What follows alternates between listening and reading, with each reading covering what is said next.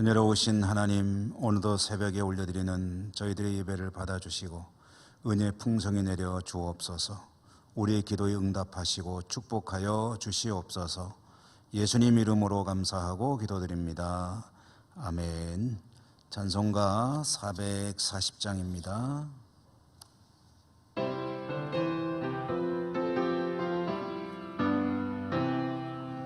어디든지 예수 나를 이끌면 어디든지 예수 함께 가려네. 예수 함께 아니하면 난 없고 예수님과 동행하면 겁없네. 어디를 가든지 겁낼 것 없네. 어디든지 예수 함께 가려네. 세상 친구 모두 나를 떠나도 주와 동행하면 외로움 없겠네. 가는 길이 위태하고 험해도 어디든지 예수 함께 가려네. 어디를 가든지 겁낼 것 없네. 어디든지 예수 함께 가려네. 어두운 그늘 나를 애워쌀 때에 주가 함께 계심 믿고 자려네. 죽은 후에 천국에서 깨어나 예수 함께 길이 살리라. 어디를 가든지 겁낼 것 없네. 어디든지 예수 함께 가려네. 아멘. 오늘 신약성경 마태복음 10장 16절에서 23절까지 읽겠습니다. 16절에서 23절까지 한 절씩 교독으로 읽겠습니다. 보라, 내가 너희를 보냄이 양을 이리 가운데로 보냄과 같도다. 그러므로 너희는 뱀같이 지혜롭고 비둘기같이 순결하라. 사람들을 상가라. 그들이 너희를 공회에 넘겨주겠고 그들의 회당에서 채찍질하리라. 또 너희가 나로 말미암아 총독들과 임금들 앞에 끌려가리니 이는 그들과 이방인들에게 증거가 되게 하려 하심이라. 너희를 넘겨줄 때에 어떻게 또는 무엇을 말할까 염려하지 말라. 그때 너희에게 할 말을 주시리니 말하는 이는 너희가 아니라 너희 속에서 말씀하시느니 곧 너희 아버지의 성령이시니라. 장차 형제가 형제를, 아버지가 자식을 죽는 데에 내주며 자식들이 부모를 대적하여 죽게 하리라. 또 너희가 내 이름으로 말미암아 모든 사람에게 미움을 받을 것이나 끝까지 견디는 자는 구원을 얻으리라. 이 동네에서 너희를 박해하거든 저 동네로 피하라. 내가 진실로 너희에게 이르노니 이스라엘의 모든 동네를 다 다니지 못하여서 인자가 오리라. 아멘. 오늘 지혜롭고 순결하게 라는 제목으로 말씀을 전해드릴 때 은혜가 함께 하시기를 기원합니다. 이제 어제 말씀에 이어서 주님께서 제자들을 파송하시는 그런 대목 가운데 오늘 말씀에는 제자들을 파송하시는 주님의 마음이 잘 드러나고 있는 그런 부분이죠. 주님은 제자들을 파송하시는 일이 마치 양을 이리 가운데로 보낸과 같도다라고 표현을 하셨습니다. 양을 이리 가운데로 보낸 것 같다. 뭐 생각만 해도 흉험하지요. 왜 그렇습니까? 왜 제자들을 파송하는 것이 양을 이리 가운데로 보낸 것 같으냐? 오늘 우리가 읽은 말씀 그 뒷부분에 나오는 이야기와 같은 일들이 벌어질 것이기 때문에 그렇습니다. 쭉 이어지는 내용을 보면 사람들은 제자들을 핍박할 것입니다. 그들을 공회에 넘길 것입니다. 회당에서 채찍질할 것입니다. 총독들이나 임금들, 권력자와 통치자들에게 끌고 갈 것입니다. 나아가 형제가 형제를, 아버지가 자식을 죽음의 자리에 내어주기도 할 것이며 자식들이 부모를 대적하여 죽게 하는 일도 있을 것입니다. 이러한 일들이 모두 주님을 믿고 따르기 때문에 감당해야 할 고난, 순환들입니다. 그런 상황에 가야 하기 때문에 주님은 그들에게 당부하시는 겁니다. 내가 너희를 보냄이 양들을 이리 가운데로 보낸 것 같도다. 그러므로 어떻게 하여라? 지혜롭고 순결하여라 라고 말씀을 하십니다. 지혜롭고 순결하여라. 뱀처럼 지혜롭고 비둘기같이 순결하여라. 지혜와 순결, 이 두 단어를 유대인들이 상징적으로 내세우는 짐승이 바로 뱀과 비둘기입니다. 뱀은 지혜의 상징이고 비둘기는 순결의 상징입니다. 뱀이 가장 지혜로운 동물로 여겨지는 이유가 뭐냐 하니까 혀가 갈라지기 때문이라고 하는군요. 혀가 갈라진다는 얘기는 혀가 두 개라는 이야기고, 유대인들은 이 혀로부터 말을 잘하는 것이 지혜라고 생각하는데 한 개도 아니고 두 개나 있으니까 뱀이 이 동물들 가운데 가장 지혜로운, 가장 말을 잘하는 그러한 동물이 아니겠느냐 해서 뱀이 가장 지혜로운 동물, 대표적인 그 상징적인 짐승 동물로 여겨지고요.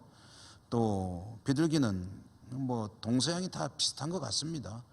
순결한 그런 동물의 상징으로 여겨지는데요. 이 지혜와 순결, 이 두 가지를 제자들은 구비해야 합니다. 그래야 이 핍박과 환난이 이어지는 세상 속에서 주님의 제자로 살아갈 수가 있습니다. 이 지혜와 순결은 동시에 구비해야 합니다. 지혜롭게 대처하다가 순결을 잃으면 안 되고요.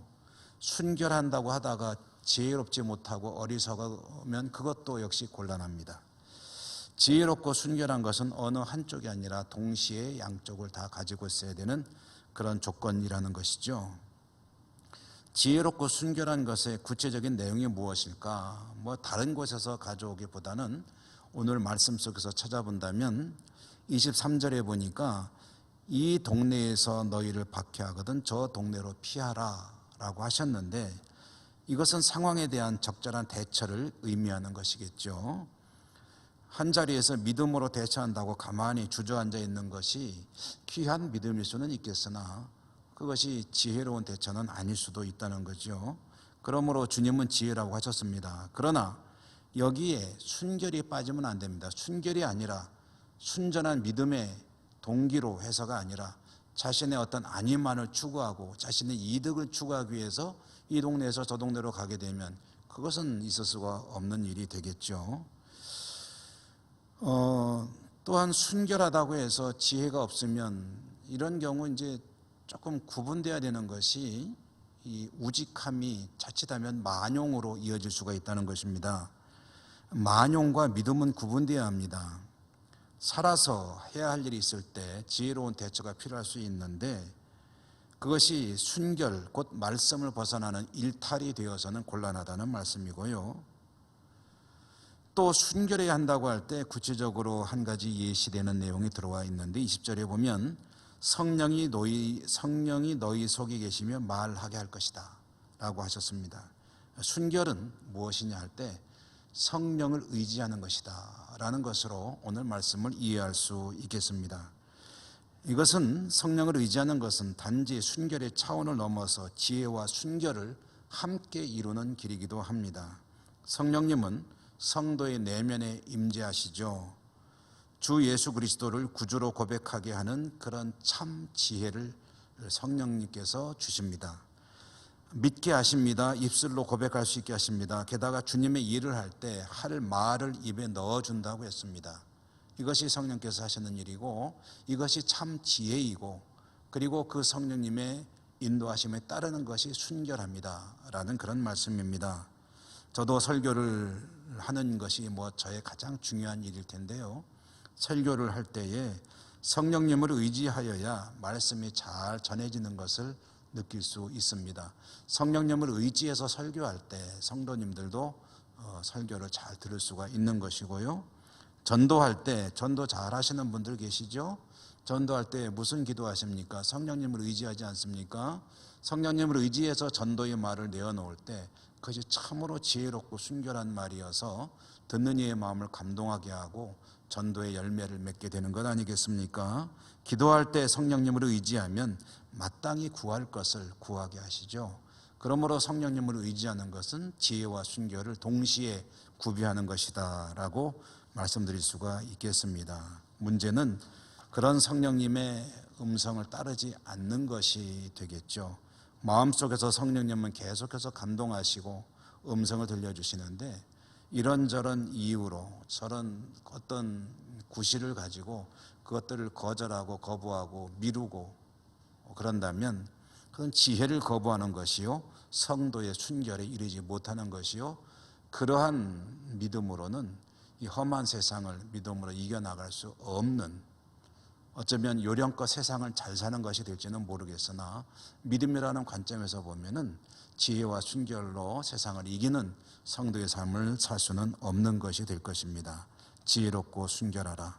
오늘 어려운 시대를 살아가는 우리들이 오직 성령님을 의지하며 나아갈 때 지혜와 또 순결을 구비한 성도로 승리의 삶을 살 수 있을 것입니다. 그 은혜 가운데 오늘도 승리하는 복된 하루가 되시기를 주님 이름으로 축원합니다. 기도하겠습니다. 제자들을 사람들에게 보내시며 주님은 지혜롭고 순결하라 하셨습니다. 오직 성령을 의지하며 나아갈 때 지혜와 순결을 겸비한 그러한 성도로 살아갈 수 있을 터인데 저희들이 성령님의 음성을 따르지 못할 때가 참 많습니다. 불쌍히 여겨주시고 은혜와 은사를 더해주시고 또 성령님과 동행하는 복된 삶을 살 수 있도록 오늘도 또 그런 하루가 될 수 있도록 축복하여 주옵소서. 예수님 이름으로 감사하고 기도드립니다. 아멘. 하늘에 계신 우리 아버지, 아버지의 이름을 거룩하게 하시며 아버지의 나라가 오게 하시며 아버지의 뜻이 하늘에서와 같이 땅에서도 이루어지게 하소서. 오늘 우리에게 일용할 양식을 주시고 우리가 우리에게 잘못한 사람을 용서하여 준 것 같이 우리 죄를 용서하여 주시고 우리를 시험에 빠지지 않게 하시고 악에서 구하소서. 나라와 권능과 영광이 영원히 아버지의 것입니다. 아멘. 여러분 같이 기도하십시다. 기도하실 때 이제 우리가 늘 기도하는 5가지 기도 제목을 오늘도 기도하십시오. 코로나 상황을 위해서 기도하시고 세계 곳곳을 위해서 기도하시며 또 선교 현장을 위해서도 기도해 주시고 전 땅을 위해 또 어려움당한 환우들이나 또 교우들을 위해서 흩어진 우리 가족들을 위해서 기도하시고 교회의 회복이 이루어져 갈 수 있도록 우리 성도님들의 마음을 주장해 주십시오 하고 기도하시고요. 또 각자의 기도 제목을 하나님께 아뢰도록 하겠습니다. 다 같이 기도하십시다.